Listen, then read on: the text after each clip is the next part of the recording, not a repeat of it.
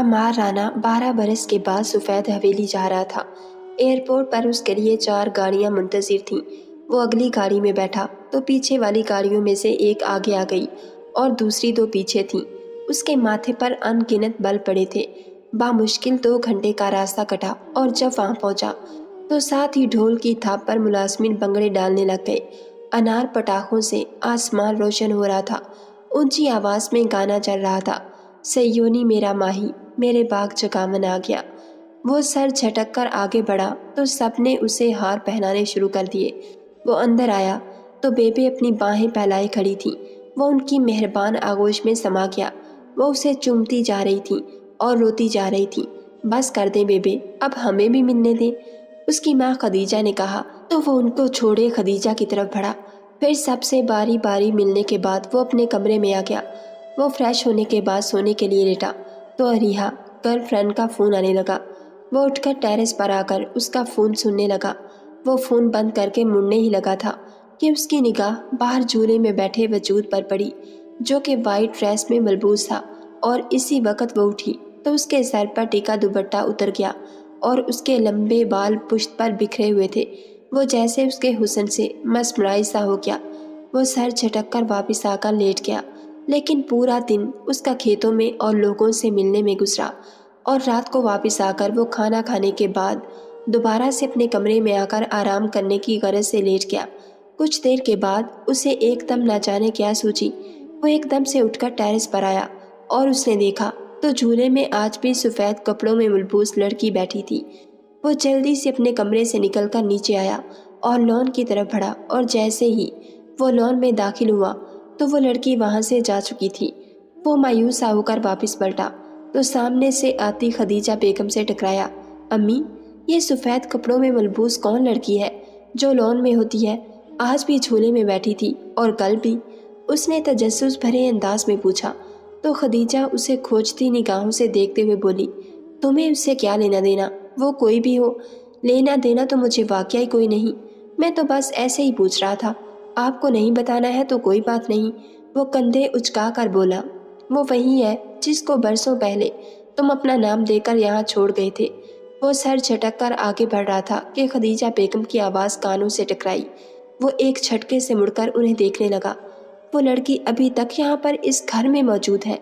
आपको चाहिए था कि उसे उसकी ज़िंदगी जीने देते। मैंने पहले भी कहा था कि मैं इस रिश्ते को मानता ही नहीं।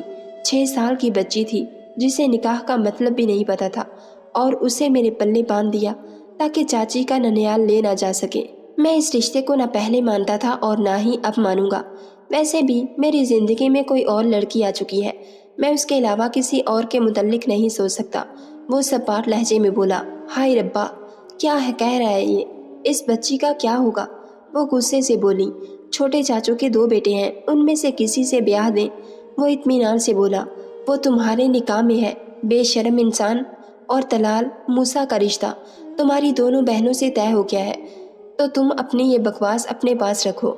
जब वापस लंदन जाओ तो ले जाना उसे, मेरी तरफ से मार कर फेंक देना। लेकिन एक बात कान खोल कर सुन लो, तलाल और मूसा मेरे दामाद बनेंगे कि मैं अपनी बेटियों को किसी और वडेरों के यहाँ नहीं भेज सकती। अपने घर के बच्चे हैं तो अपने सामने अपनी बेटियों को रखना चाहती हूँ। बाकी वो तुम्हारी बीवी है तो मैं उसके साथ क्या करना है क्या नहीं, मुझे कुछ लेना देना नहीं।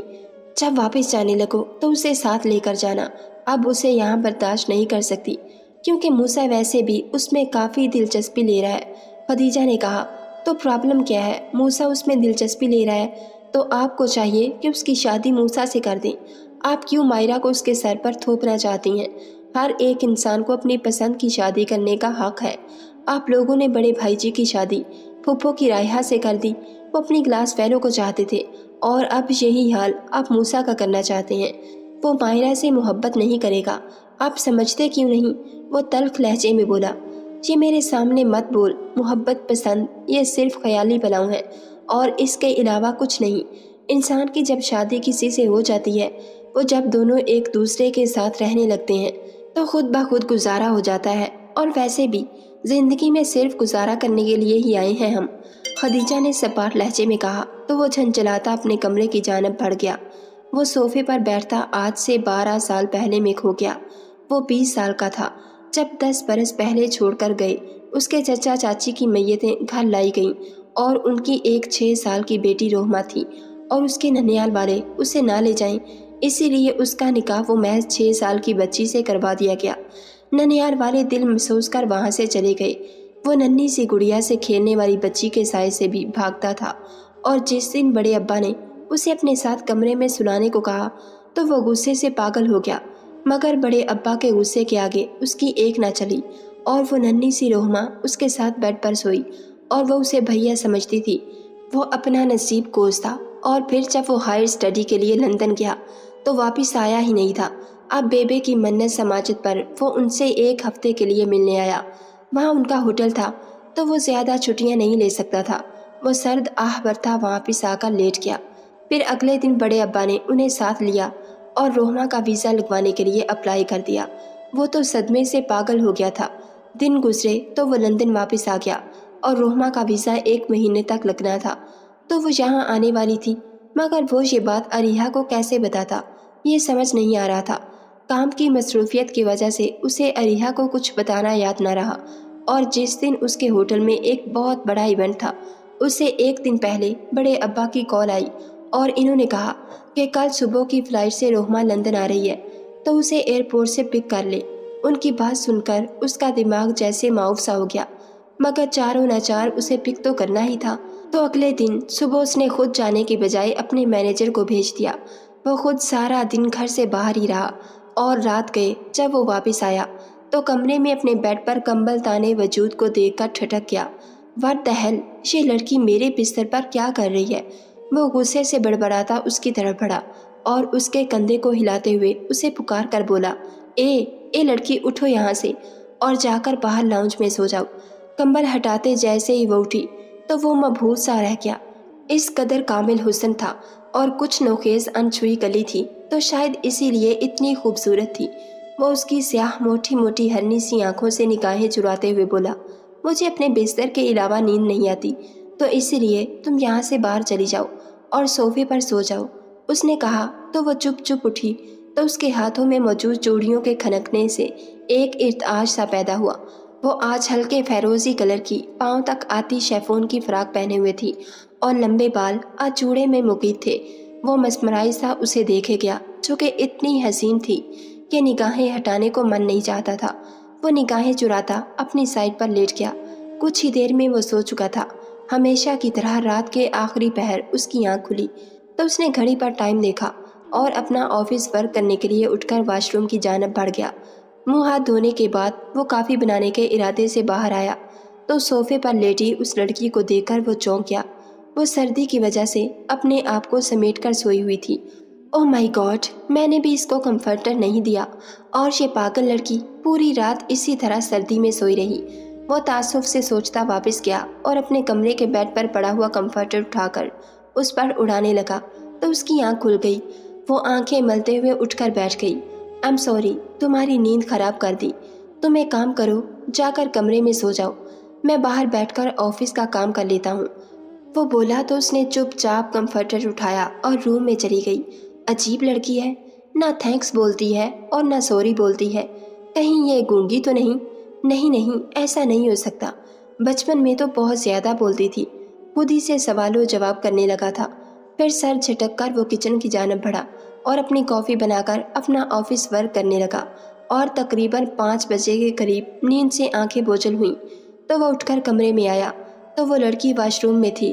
फिर वो बाहर निकली तो बिना दुपट्टे के उसका वजूद देखकर वो अपनी निगाहें ना हटा पाया था।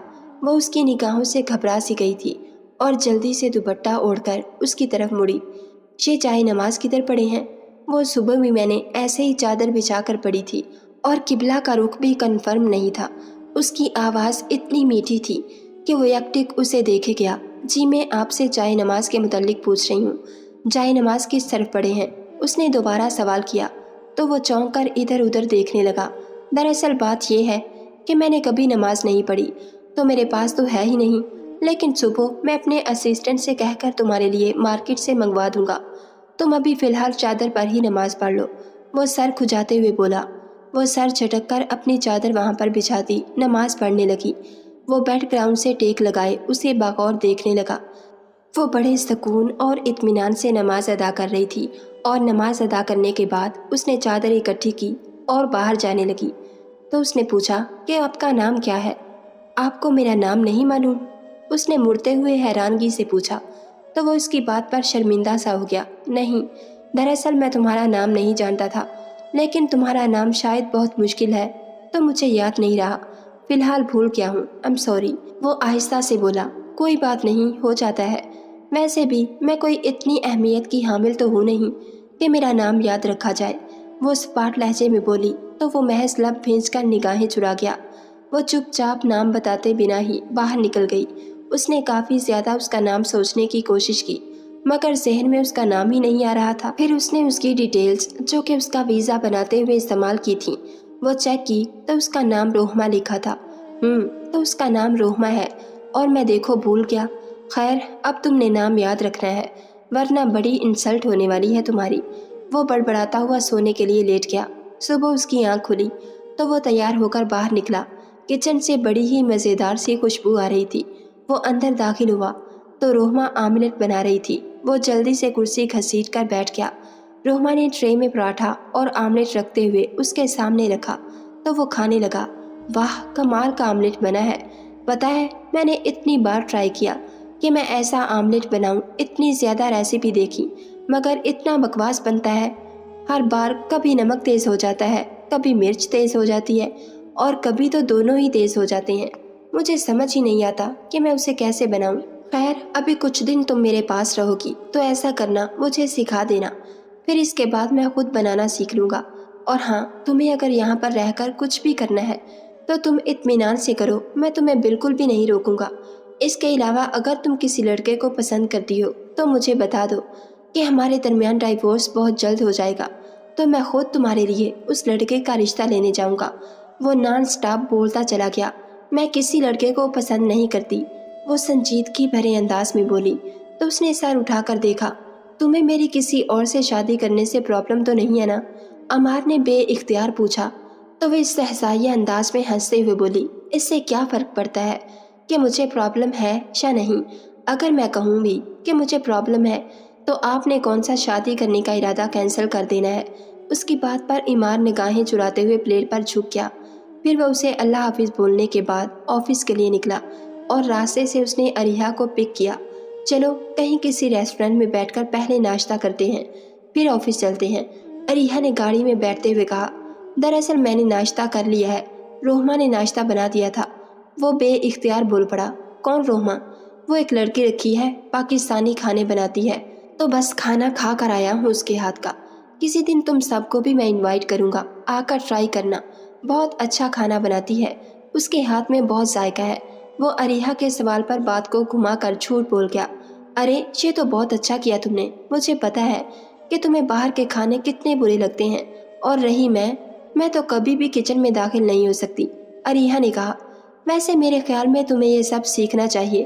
کہتے ہیں کہ شوہر کے دل تک پہنچنے کے لیے راستہ معدے سے ہو کر گزرتا ہے، تو میرے دل تک پہنچنے کے لیے تمہیں اسے ٹرائی کرنا چاہیے۔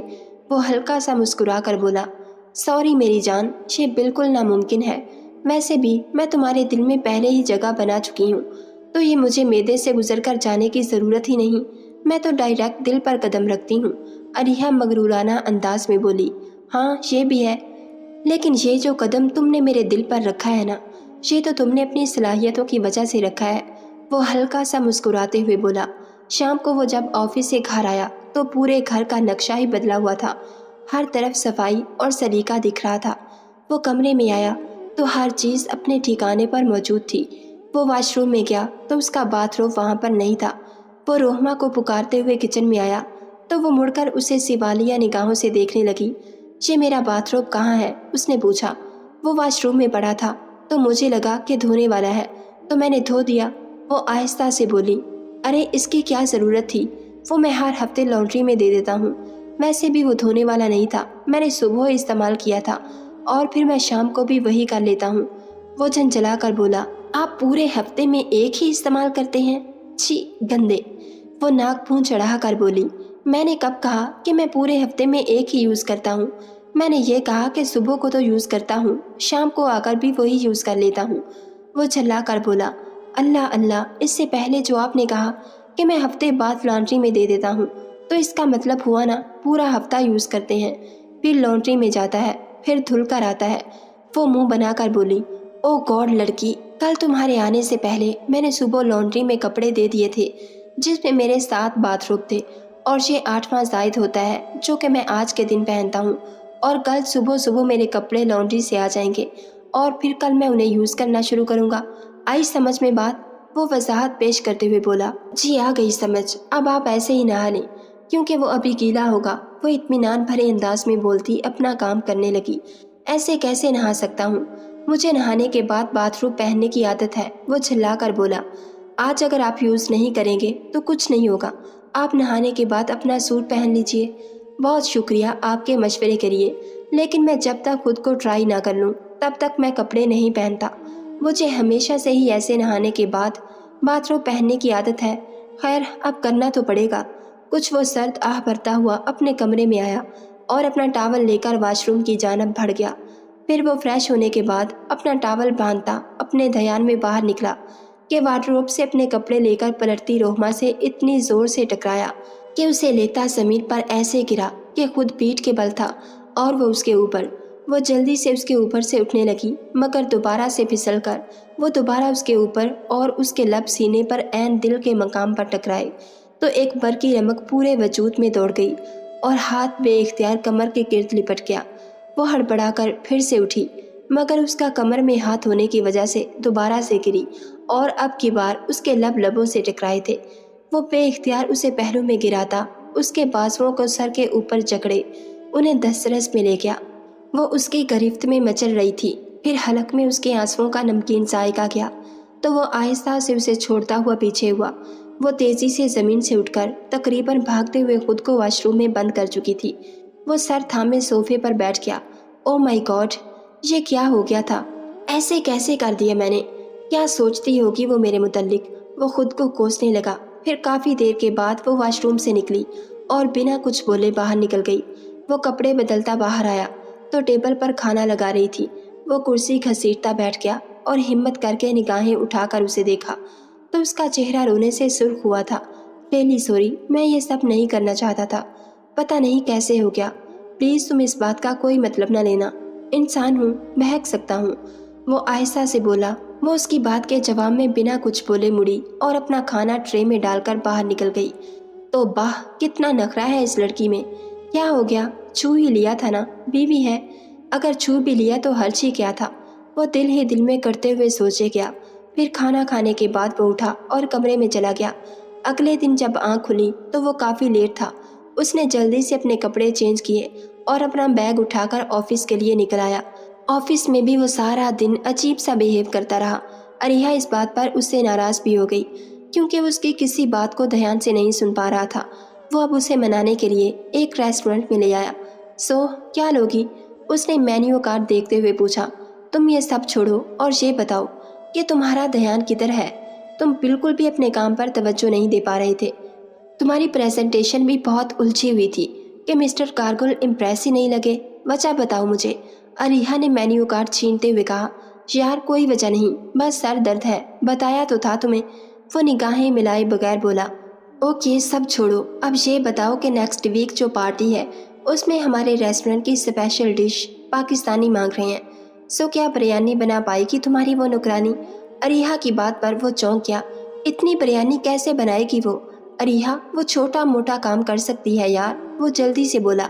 ہم نے وہ بریانی صرف مسٹر کارگل اور اس کے سٹاف کو سرو کرنی ہے، 2-3 کلو کافی ہوگی اور اتنی تو وہ بنا ہی سکتی ہے نا۔ تم جانتے ہو نا کہ وہ پہلے ہی تمہاری پریزنٹیشن سے سیٹسفائیڈ نہیں ہے۔ اگر انہیں ان کی پسند کا مینیو بھی نہ ملا تو یہ نہ ہو کہ وہ یہ ایونٹ بھی ہمیں نہ دیں، سو پلیز اسے کہو کہ وہ یہ کرے۔ اریہا نے کہا، چلو ٹھیک ہے، میں بات کر کے پھر بتا دیتا ہوں۔ وہ اپنی کن پٹیاں دباتے ہوئے بولا، مجھے لگ رہا ہے کہ تمہارے واقعی سر میں بہت زیادہ درد ہے، تو ایسا کرو کہ جا کر آرام کرو کچھ دیر۔ اریہا نے کہا تو وہ اٹھ کر کھڑا ہو گیا۔ وہ گھر پہنچا تو روہما ہمیشہ کی طرح خود کو کسی کام میں الجھائی ہوئی تھی۔ وہ کچن کو چمکانے میں مصروف تھی، فیروزی کلر کی شارٹ شرٹ اور شلوار کے ساتھ دوپٹہ کمر کے گرد باندھے وہ سٹول پر چڑھی کیبنٹ چمکانے میں مصروف تھی۔ وہ ہلکا سا اس کے پاس جا کر کھنکارا۔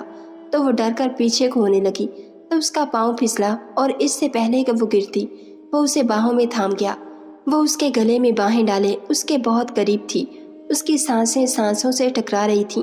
वो आहिस्ता से उसे ज़मीन पर उतारता पीछे हुआ तो वो जल्दी से अपनी कमर के गिर्द लिपटा दुपट्टा खोलती शानों पर ले गई। ये सब करने की क्या ज़रूरत है? हफ्ते बाद वो काम वाली आती तो है, तुम उसे सब बता दिया करो, वो कर लेगी। उसने कहा उसे अगर करना होता तो वो बिना कहे भी करती। इतना गंद है आपके घर में, मुझे देखकर उलझन हो रही थी। कोई चीज़ किसी जगह पर नहीं। वैसे भी मुझे ये सब करने की आदत है, मैं फारिग नहीं बैठ सकती। वो तेज़ लहजे में बोली। काम वालियाँ तो फिर ऐसे ही काम करती हैं ना। अब मैंने कभी उसे ना कहा कि ये कर दो वो कर दो, और ना ही मैं किसी के काम में दखल अंदाजी देता हूँ। वो सर झटक कर बोला तो वो बिना कुछ कहे अपना बाकी का काम निपटाने लगी। कुछ देर तक वो उसे देखता रहा कि वो उससे कोई बात करेगी, फिर मायूस सा होकर अपने कमरे की जानब बढ़ गया। कपड़े चेंज करने के बाद वो जब आकर बैठा तो इसी वक्त रोहमा उसके लिए गर्मा गर्म चाय बनाकर ले आई। थैंक यू सो मच, मुझे इसकी बहुत ज़्यादा तलब महसूस हो रही थी। वो उसे तशक्कुर भरी निगाहों से देखते हुए बोला। वो वापस पलटने लगी तो अमार ने उसे एकदम पुकारा। सुनो रोहमा, प्लीज़ यहाँ 1 मिनट के लिए बैठना, मुझे तुमसे बहुत ज़रूरी बात करनी है। वो बिना कुछ बोले फर्मा बरदारी से चुपचाप उसके सामने बैठ गई।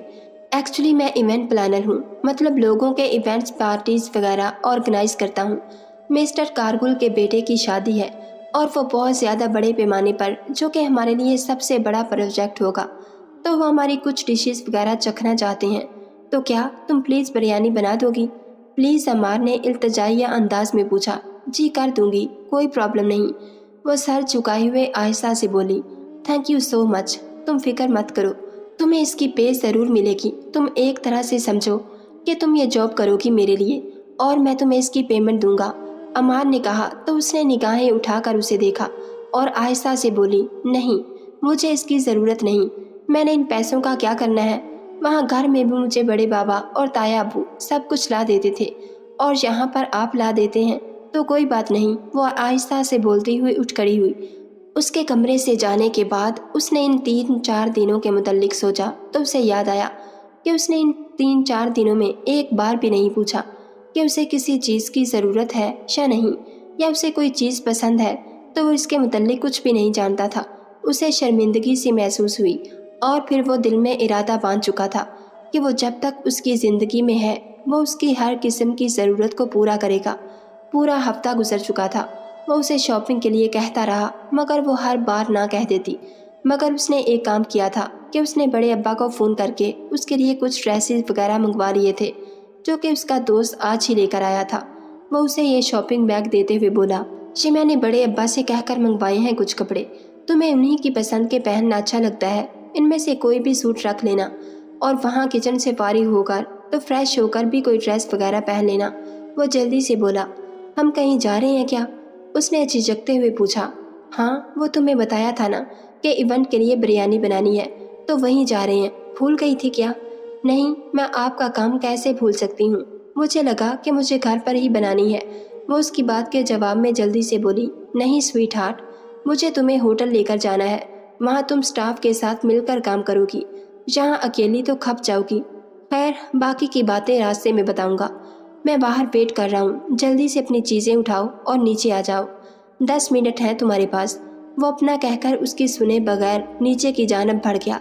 वो जल्दी से अपना एक ड्रेस पकड़े उसके पीछे भागी। मैं कितनी गंदी बनी हुई थी और आपने मुझे ऐसे ही लेकर जाना है क्या? मुझे कपड़े तो चेंज करने देते। वो गाड़ी में बैठते हुए चिल्लाए हुए अंदाज में बोली। और हाँ, किसी को ये मत कहना कि तुम मेरी बीवी हो, प्लीज़। अमार की बात पर उसके चेहरे की रंगत तब्दील हो गई, मगर वो कुछ न बोली और वहाँ पहुंचकर उसे स्टाफ के साथ उसने किचन में भेज दिया। उसने सबके साथ मिलकर जल्द ही सब कुछ मैनेज कर लिया था और ना सिर्फ वो बिरयानी बना चुकी थी बल्कि मीठे में उसने आइसक्रीम केक बनाया था। उसने कुछ कुकिंग कोर्स कर रखे थे तो वो स्टाफ के साथ मुख्तलिफ डिशेस बनाने में भी मदद कर रही थी। कुछ देर के बाद अमार अंदर दाखिल हुआ और सब डिशेस चखने के बाद वो उनकी तारीफ करता रोहमा की जानब मुड़ा। ये मेरी मेहमान है तो आप इसे स्पेशल रूम में पहुंचा दीजिए, वहाँ ये अपने कपड़े चेंज कर लेंगी। वो अपने मैनेजर से बोलता उसकी तरफ मुड़ा। रोहमा, आप प्लीज़ इनके साथ जाइए और जाकर कपड़े वगैरह चेंज कर लें। اگر آرام کرنا چاہتی ہیں تو آرام کر لیجیے گا۔ وہ نرم لہجے میں بولتا پلٹنے ہی لگا تھا کہ وہ فریش سی اریحا اندر داخل ہوئے۔ اوہ، تو یہ ہے وہ لڑکی، یہ تو کافی خوبصورت ہے، اریحا نے چپتی نگاہوں سے اسے دیکھتے ہوئے کہا۔ وہ بنا کچھ بولے مینیجر کے ساتھ روم میں چلی گئی۔ وہ اور اریحا سب مہمانوں کو اٹینڈ کرنے لگے۔ کچھ دیر کے بعد مسٹر کارگل کی ہونے والی بہو اور بیٹے کی انٹری تھی، مگر اسی وقت لائٹس آف ہو گئیں اور سپورٹس لائٹ سیڑھیوں کے پاس آ کر کھڑی روہما پر پڑی۔ وہ گھبرا کر ادھر ادھر دیکھ رہی تھی۔ وہ مبہوت سا رہ گیا، ایسا لگ رہا تھا کہ آسمان سے کوئی اپسرا اتر آئی ہو۔ باقی سب بھی اسے ہی دیکھ رہے تھے۔ ہٹاؤ یہ لائٹ، یہ سپوٹ لائٹ مسٹر کارگل کے بیٹے اور بہو پر مارنی تھی، مگر تم لوگ کس پہ مار رہے تھے؟ پاگل، بے وقوف! اریحا اسٹاف پر برس پڑی تو انہوں نے جلدی سے سپورٹس لائٹ بند کی اور ساتھ ہی پورے ہار کی لائٹس آن ہو گئی۔ وہ تیزی سے پلٹ کر وہاں سے چلی گئی۔ کون تھی یہ لڑکی، مسٹر امار؟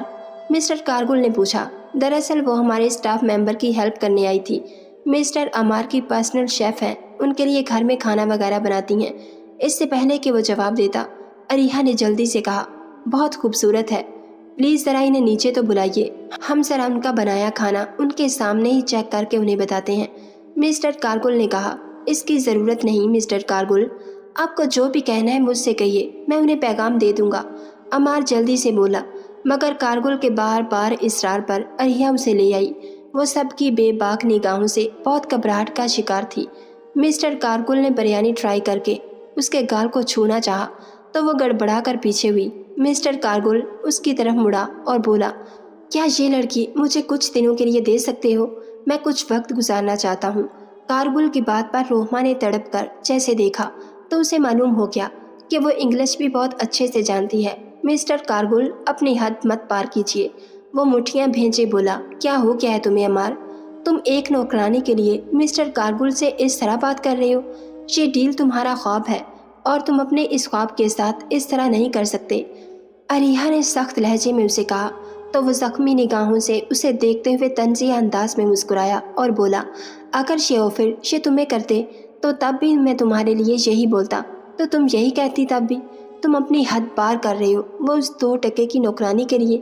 وہ اس کی بات پر تلملا کر بولی، کیوں؟ تمہاری عزت ہے، اور جو تم سے نیچے ہیں، جو تمہارے انڈر کام کرتا ہے، ان کی عزت نہیں ہوتی کیا؟ جو بات میں نے مسٹر کارگل سے کہی وہ تمہیں کہنی چاہیے تھی، کیونکہ ہر عورت کی عزت سانچی ہوا کرتی ہے، چاہے وہ تم عورت ہو یا پھر وہ پتھر کی مورت بنی کھڑی روہما کی طرف اشارہ کرتے ہوئے بولا، تم مجھے اس 2 ٹکے کی لڑکی کے ساتھ ملا رہے ہو؟ میرا اور اس کا کیا مقابلہ؟ اریحا چیخ کر بولی، صحیح کہا تم نے، تمہارا اور اس کا کوئی مقابلہ بنتا بھی نہیں۔ اور ہاں، یہ 2 ٹکے کی لڑکی نہیں ہے، یہ امار رانا کی بیوی ہے، اور بہت اچھا ہوا کہ میں نے تمہارا یہ روپ دیکھ لیا۔ ارے تم تو عورت ہو کر عورت کی عزت نہیں کرتی، تم میری عزت کی کیا رکھوالی کرو گی؟ آج سے میرا اور تمہارا ہر قسم کا رشتہ ختم، وہ چیخ کر بولا، اور اریحا نے پھٹی پھٹی نگاہوں سے اسے دیکھا۔ وہ چلتا ہوا روہما کے پاس آیا اور اس کا ہاتھ تھام کر اسے وہاں سے لے کر باہر آ گیا۔ اسے بڑے آرام سے اس نے فرنٹ سیٹ پر بٹھایا اور پھر گھر پہنچے۔ وہ ابھی تک بالکل ساکت تھی۔ وہ اس کا ہاتھ تھامے اپنے فلیٹ کی جانب بڑھ گیا۔ وہ اندر آ کر صوفے کے ساتھ لگی زمین پر بیٹھ گئی۔ روہما، تم ٹھیک ہو؟ پلیز جو بھی ہوا اسے بھلا دو، وہ اس کے سامنے بیٹھتے ہوئے شرمندگی بھرے لہجے میں بولا۔ کیا بھلاؤں؟ میرے دل پہ بہت سی یادیں نقش ہیں۔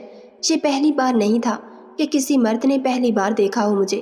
سب سے پہلے آپ کے بھائی نے اسی نیت سے چھوا، وہ تو ہمدرد بن کر آیا تھا۔ آپ کے جانے کے بعد وہ مجھے کہتا تھا، کوئی بات نہیں، اگر امار نہیں تو کیا ہوا، میں ہوں نا، تم میرے بازو پر سر رکھ کر سو جایا کرو۔ اور وہ مجھے گندی نگاہوں سے دیکھتا ہی نہیں تھا، چھوتا بھی تھا، جس کا بھی مطلب مجھے نہیں پتا تھا، لیکن مجھے پھر بھی اچھا نہیں لگتا تھا۔ میں جب 10 سال کی تھی تو وہ بہانے پلیز آگے مت بولو، وہ بات کاٹتے ہوئے کانوں پر ہاتھ رکھے چلایا اور آنسو آنکھوں سے نکلتے بیٹ میں جذب ہو رہے تھے۔ نہیں، سنیے، آگے میرے دل پہ لگے گھاؤ کو سننا پڑے گا آپ کو۔ وہ بہانے سے چھوتے تھے۔ میں نے معصومیت میں یہ بات تائی اماں کو بتائی تو انہوں نے مجھے بچانے کے لیے ہاسٹل بھیج دیا، مگر درندے وہاں بھی تھے، وارڈن، باورچی، لانڈری والا اور وین والے کے روپ میں، مگر نہ جانے کون سی دعائیں تھیں کہ یہ کام بس چھونے تک ہی رہا، مگر بچ بچا کر یہاں پہنچ گئی۔ اور یہاں بھی درندے چھپے ہیں۔ اگر آپ کو اپنے بزنس کو بڑھانا ہے تو کوئی بات نہیں، میں آپ کے لیے یہ بھی کر لوں گی، مگر مجھے چھوڑیے گا مت، مجھے بہت ڈر لگتا ہے آپ سے دور ہونے سے۔ وہ روتے ہوئے بولے جا رہی تھی اور وہ بھی آنسو بہاتے ہوئے اسے سن رہا تھا۔ آئی ایم سوری، مجھے معاف کر دو پلیز۔ میرا وعدہ ہے کہ آئندہ سے کوئی بھی تمہیں گندی نگاہ سے نہیں دیکھے گا، تمہارا عمار ہمیشہ تمہارے پاس رہے گا۔ وہ اس کی آنکھوں کو چومتے ہوئے نم لہجے میں بولا، اور جو مسٹر کارگل کی وجہ سے آپ کی ڈیل خراب ہو گئی، اب کیا کریں گے؟ چھوڑ دوں گا سب کچھ اور چلے جاؤں گا تمہیں یہاں سے لے کر، جہاں پر تمہاری کوئی بھی تلخ یاد ہے۔ میرا وعدہ ہے آئندہ کبھی بھی تمہیں خود سے الگ نہیں کروں گا کہ کوئی درندہ تمہاری طرف گندی نگاہ سے بھی دیکھے۔ وہ اس کا ماتھا چومتے ہوئے بولا، لیکن آپ کا یہ بزنس ہے، آپ اسے چھوڑ کر کیسے جا سکتے ہیں؟ وہ مضطرب لہجے میں بولی، دراصل مجھے ایک ایونٹ کمپنی میں آفر ہوئی تھی، اٹنی میں ہے وہ کمپنی، مگر میں نے اپنا یہ بزنس سٹارٹ کر لیا تھا تب، تو پھر میں نے انہیں منع کر دیا۔ لیکن انہوں نے کہا تھا کہ اگر کبھی بھی آپ نے کہیں اور جانا ہو تو ہم سے ایک بار رابطہ کیجیے، تو میں ان سے رابطہ کرنے کی کوشش کرتا ہوں۔ اگر وہاں جاب مل گئی تو ٹھیک ہے، ورنہ کچھ نہ کچھ تو میں اپنی لائف کے ساتھ کر ہی لوں گا، تم ساتھ ہو تو سب ہو جائے گا۔ وہ اب کی بار اس کے رخسار پر لب رکھتے ہوئے بولا تو اس کا چہرہ شرم سے سرخ ہونے لگا۔ وہ اب کافی زیادہ ریلیکس ہو چکی تھی۔ پھر اگلے دن اریحا نے آ کر اسے لاکھ سمجھایا کہ وہ اپنے ایونٹ کمپنی کو سنبھالے، مگر اس کی سوئی تو اٹک چکی تھی کہ وہ اب یہاں پر نہیں رہے گا، اور وہ جب ایک بار فیصلہ کر لیتا تھا پھر وہ کبھی بھی اپنے فیصلے سے پیچھے نہیں ہٹتا تھا۔ ایک مہینے کے اندر اندر اس نے اپنے سارے انتظامات وہاں پر کروا لیے اور وہ اٹلی پہنچے تو وہاں ایئرپورٹ پر دونوں کی طرف بہت ساری ستائشی نگاہیں اٹھی تھیں۔ وہ حجاب میں بہت معصوم اور پروکار دکھ رہی تھی۔ آج اس کا ہمسفر ساتھ تھا تو لوگوں کی نگاہوں کے دیکھنے کا انداز ہی بدل گیا تھا۔ سچ کہتے ہیں کہ عورت کو ہمیشہ مرد ہی بناتا ہے، اس کا شوہر اس کا ساتھ دے تو دنیا کی کوئی بھی ہوس بھری نگاہ اسے چھو بھی نہیں سکتی۔ اسی لیے تو باپ کے بعد عورت کا محافظ اس کا شوہر ہوتا ہے۔ اس کا شوہر اس سے لاپرواہ تھا تو دنیا اسے نوچنے کو تھی، مگر آج وہی دنیا ان کے ساتھ ہونے پر انہیں رشک بھری نگاہوں سے دیکھ رہی تھی۔